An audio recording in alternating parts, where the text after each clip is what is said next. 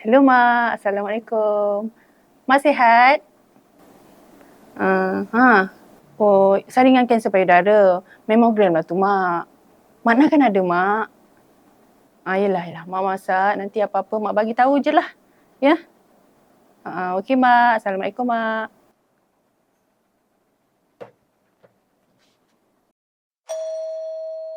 Assalamualaikum.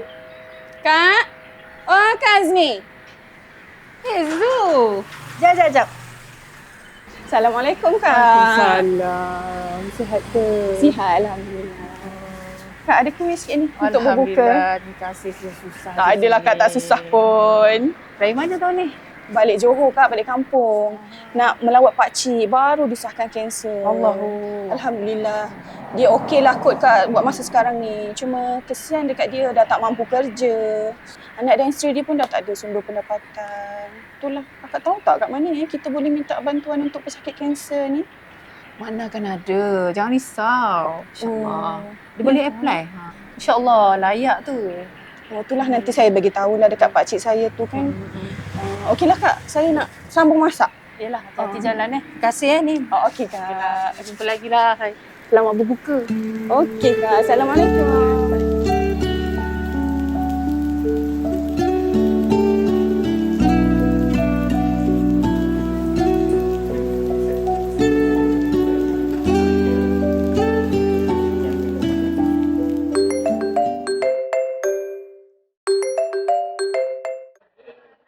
Hai.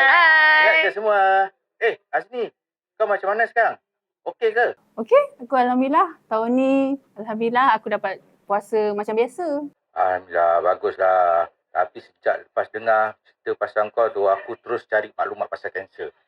Tapi itulah, nak cari maklumat tu tricky sikit.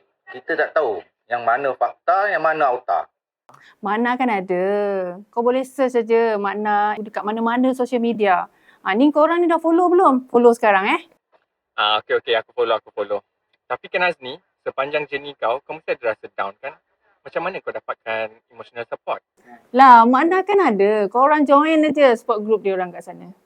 Wah, banyak rupanya services makna ni. So, maknanya kalau apa-apa je pasal kanser, Takkan aku nak jawab lagi. Mana kan ada. Okay lah korang, aku dah lambat nak pergi bazar ni. Nanti jumpa lagi. Okay, Assalamualaikum. Bye. Bye.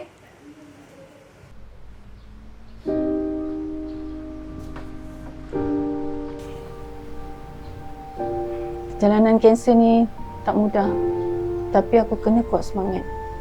Aku kena kuat demi anak-anak. Demi keluarga aku. Demi orang-orang yang aku sayang.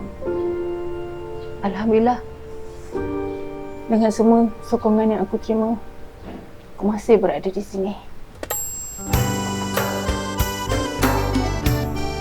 Hidup kita ni bukan perjalanan seorang diri, tetapi perjalanan bersama. Sebab itulah makna sentiasa sedia ada membantu. So, bila cerita pasal kanser, ingat makna kan ada.